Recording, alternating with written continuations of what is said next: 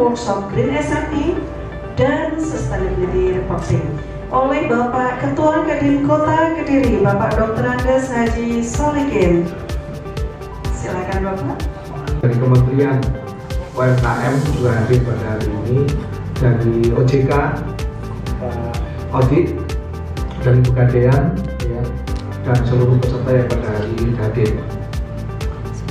Saya juga saya sampaikan terima kasih pada pihak panitia yang mana di Kota Kediri ini telah diadakan acara ini, dan ini luar biasa karena semua acara diadakan di kota besar, tapi yang di kota kecil hanya di Kediri aja. Terima kasih untuk senantiasa mendampingi dan juga berdiskusi dengan kita semuanya. NSPK, norma standar apa P-nya ya, yang berpredikat sebagai UMKM hijau. Ya, ini menyangkut pada kebutuhan pasar Bapak dan Ibu. Yang utama tentunya kebutuhan kita untuk kepedulian kita terhadap bumi tadi ya. Bahwa bisnis not just bisnis tidak hanya bisnis, tapi dalam berbisnis kita juga harus menjaga lingkungan, menjaga sosial dan sebagainya. Kata kuncinya satu, memang bumi kita ini sedang kondisi sakit. Bumi kita sedang kondisi sakit dan membutuhkan satu karakter UMKM, yaitu UMKM yang berkelanjutan. Artinya tidak saja berkelanjutan bisnisnya, tapi UMKM yang menjalankan bisnisnya secara berkelanjutan, ramah lingkungan, ramah sosial, dan sebagainya. Sudah banyak yang kemudian menjadi diskusi ataupun bagaimana bentuk wujud dari dukungan keberlanjutan UMKM. Melalui offline atau online, Bapak Ibu semuanya tahu bahwa Pegadaian punya lembaga pembiayaan, punya produk-produk investasi, ya seperti itu. Punya kafe juga yang terbaru, tapi di tempat-tempat tertentu Bapak ya. Di Surabaya kita ada kafe namanya The Gading Coffee and Gold. Nah, itu salah satu ekspansi bisnis Pegadaian. Gitu. Semoga silakan Ibu. Udah kita ada kerjasama Bapak dengan Kementerian Keuangan dan Koperasi. Kita ada namanya kita tembak dari database kita ke SIKP. Jadi ada berbagai filter. KUR ini diberikan kepada masyarakat. Cuman filternya ketat sekali karena emang ini program dari pemerintah. Gitu. Satu, lolos BI checking. Yang kedua, tidak mempunyai kredit modal kerja atau kredit subsidi dari pemerintah. Jadi satu KTP atau satu KK itu hanya boleh punya satu KUR. Payletter masuk juga. Nah ini OJK mengumpulkan informasi yang disampaikan oleh seluruh lembaga jasa keuangan yang ngutang. Jadi OJK merekap datanya. Kalau bank ada yang nyampe Bu Sukma itu punya utang jelek, maka ada rekapnya. Tapi kalau selama nggak punya rekap, kamu juga nggak akan ada datanya. Jadi kan hanya merekap. Jadi perlu digarisbawahi, bukan berarti OJK itu menghalangi rezeki pembiayaan masyarakat, enggak. Kami menyediakan suatu informasi yang silakan digunakan oleh lembaga jasa keuangan. Sebelum mereka menyalurkan ke masyarakat, ini loh ada referensinya. Perorangan atas nama Bu Sukma ini apakah utangnya lancar semua atau punya masalah, lembaga jasa keuangan bisa menggunakan slik tadi sebagai referensi. Sudah dicegat oleh para oknum investasi bodong. Ini kebanyakan masih di sana Pak. Masih di sana sudah terjerat. Sudah terjerat. Justru sekarang malah sasarannya mereka itu masih di sana karena dianggap masih memegang uang banyak Pak di situ. Itu gimana? Oke Bu, jadi untuk informasi investasi yang berizin mana yang enggak, sebenarnya pasti secara common sense kita googling ya, ada nggak riwayat histori yang buruk atau gimana.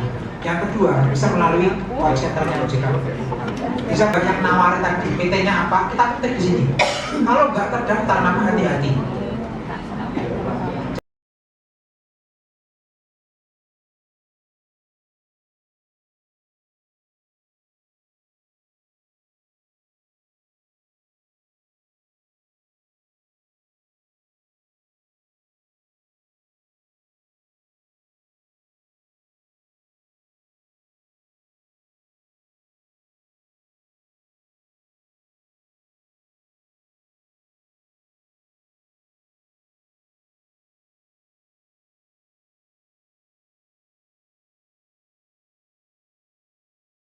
baru tahu kemarin ketika Bapak minta menguangkan depositonya, saya kumpulkan semuanya 720 juta dan tidak bisa cair semuanya karena sedang posisi sekarang dalam tanda petik macet. Nah ini kami harus minta tolong sama siapa ini gitu. JK kah, BI kah, Dinas Koperasi kah, mohon pencerahannya karena ya saya relatif awam tentang hal ini atau non. Perlu kami sampaikan, wewenangnya bukan di OJK maupun di BI. Wewenangnya ada di Kementerian Koperasi maupun turunannya di Dinas Koperasi yang selalu berizin dan selalu pengawasnya. Kalau di OJK, koperasi yang mulai beralih menjadi pengawasan OJK itulah koperasi yang bersifat open loop.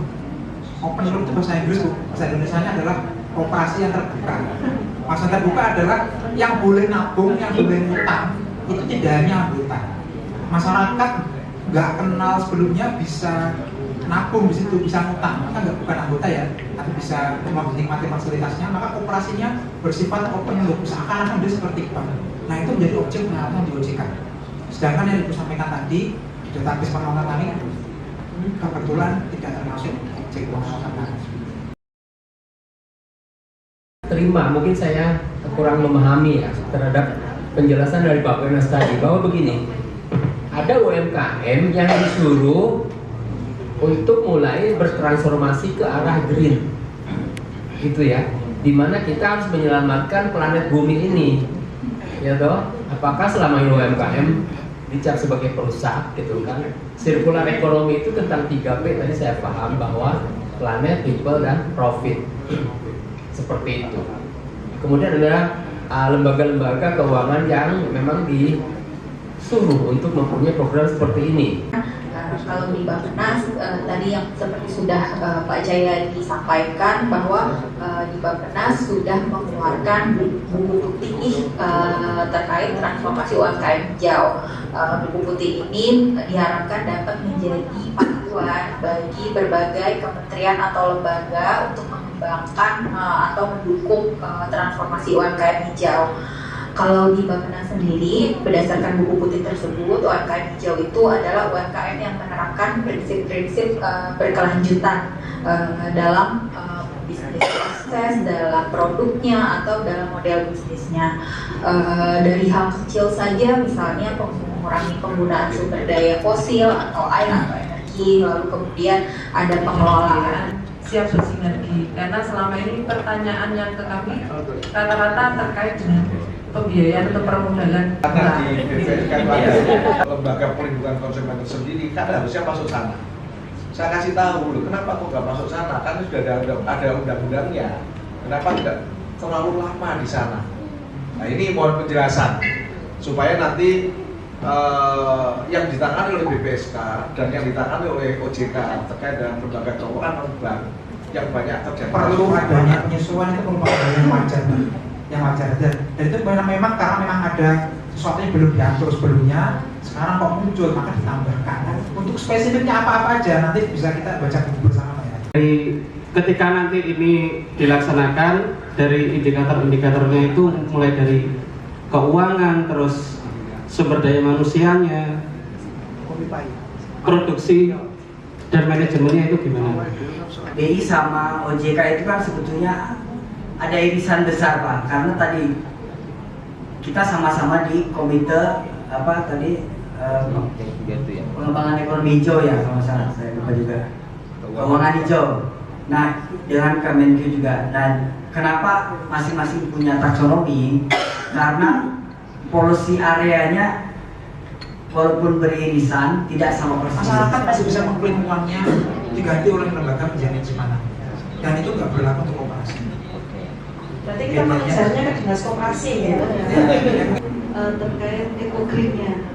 Nah, apakah sudah ada misalnya listing standarisasi untuk kesiapan sebagai pelaku usaha UMKM untuk menuju eco-green atau ekonomi hijaunya, karena itu yang sering menjadi kendala di setiap packaging ataupun di proses produksi kami. Biasanya kalau saya arahkan ke OJK itu kayak Mudah-mudahan udah jauh biasanya. Gini saya Tadi ada kalkulator hijau. Ya, catat dulu ibu-ibu.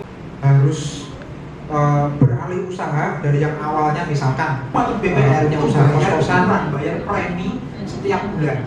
Mereka mengumpul uang dari masyarakat, sekian kecilnya dibayar buat premi ke lembaga penjamin simpanan. Tadi kan agak sedikit telat atau macet, dan itu saya mau tanya dari pihak OJK, misal sudah dilakukan pelunasan itu berapa tahun untuk pemulihan lama saat untuk kembali pengajuan ke bank? Diharapkan kita ada 30% minimalnya itu dari total kredit itu disalurkan ke UMKM.